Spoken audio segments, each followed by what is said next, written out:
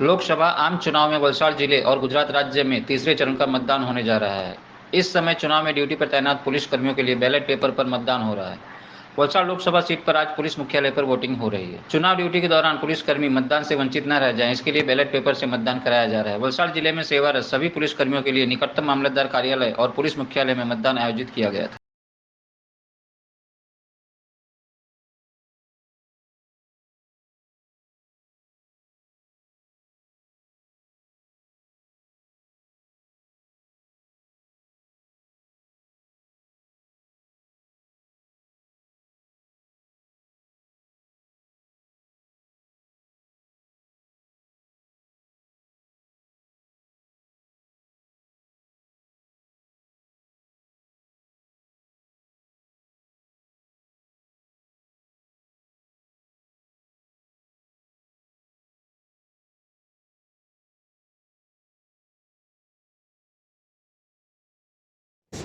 વલસાડ જિલ્લા collector Shri Ayush okay સાહેબના માર્ગદર્શનમાં આજે પોસ્ટલ બેલેટની જિલ્લાના અલગ અલગ 5 ફેસિલિટેશન સેન્ટર ખાતે વ્યવસ્થા કરવામાં આવી છે.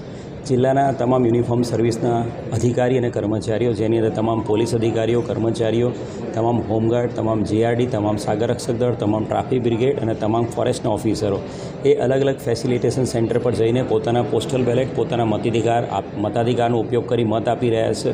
વલસાડ ખાતે વલસાડ એઆરઓ સીટ ઉપર જે ફેસિલિટી સેન્ટર છે એ પોલીસ હેડક્વાર્ટર ખાતે રાખવામાં આવ્યું છે અને 1122 જેટલા ફેસિલિટી સેન્ટર ઉપર લોકો મતાધિકારનો ઉપયોગ કરશે. આજે તમામ પોલીસ અધિકારી, કર્મચારી ધીમે ધીમે આવીને પોતાના વોટ આપી રહ્યા છે અને એ પ્રક્રિયાના ભાગરૂપે અમે પણ આજે અહીંયા પોસ્ટલ બેલેટ દ્વારા પોતાનો મતાધિકારનો ઉપયોગ કર્યો છે.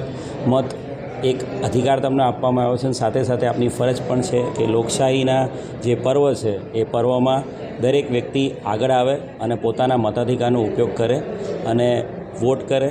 તારીખ 7મી મે 2024ના રોજ સવારે 7 વાગ્યાથી સાંજના 6 વાગ્યા સુધી મતદાન થવાનું છે.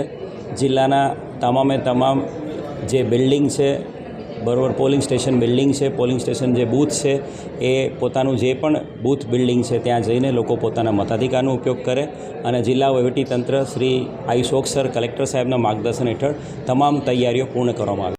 હરીફ ઉમેદવારોની યાદી તૈયાર થઈ ગયા બાદ આપણે પ્રથમ 12Dના આધારે જે એબસેન્ટી વોટર્સ હતા એમને ઘરે ઘરે જઈને મતદાનની પ્રક્રિયા શરૂ કરી હતી. આજે આપણે આપણા ચૂંટણી ફરજમાં તમામ કામ કરતા યુનિફોર્મ સર્વિસીસના જે કર્મચારીઓ છે એમના માટે પોલીસ હેડક્વાર્ટર ખાતે ખાસ ફેસિલિટેશન સેન્ટર ઊભું કરવામાં આવેલું છે. એવી જ રીતે 5 વિધાનસભાઓમાં એઆરઓના હેડક્વાર્ટરમાં ફેસિલિટેશન સેન્ટર ઊભા કરવામાં આવેલા છે. અહીંયા 1122 મતદારોએ સાંજ સુધી મતદાન કરશે. એ બધા એવા મતદારો છે કે જે કાં તો પોલીસમાં, ફોરેસ્ટ ડિપાર્ટમેન્ટમાં, હોમગાર્ડમાં, જીઆરડીમાં, ટ્રાફિક બ્રિગેડમાં એવી અન્ય જગ્યાએ ફરજ બજાવતા હોય અને આ ચૂંટણી દરમિયાન એ લોકો ચૂંટણીના દિવસે ફરજના લીધે મતદાન કરી શકવાના નથી. તો એવા તમામને આપણે આજે સુવિધા આપેલી છે અને મને અપેક્ષા છે કે સાંજ સુધી 100% મતદાન થશે.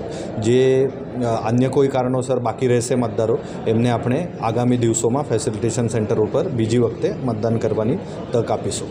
તમામ વલસાડના મતદારોને એ જ વિનંતી છે કે ખાસ કરીને 7મી તારીખે આ વખતે કમિશને ગરમીના લીધે સવારે 1 કલાક અને સાંજનો 1 કલાક વધારેલો છે, એટલે 7 વાગ્યાથી 6 વાગ્યા સુધી મતદાન થવાનું છે.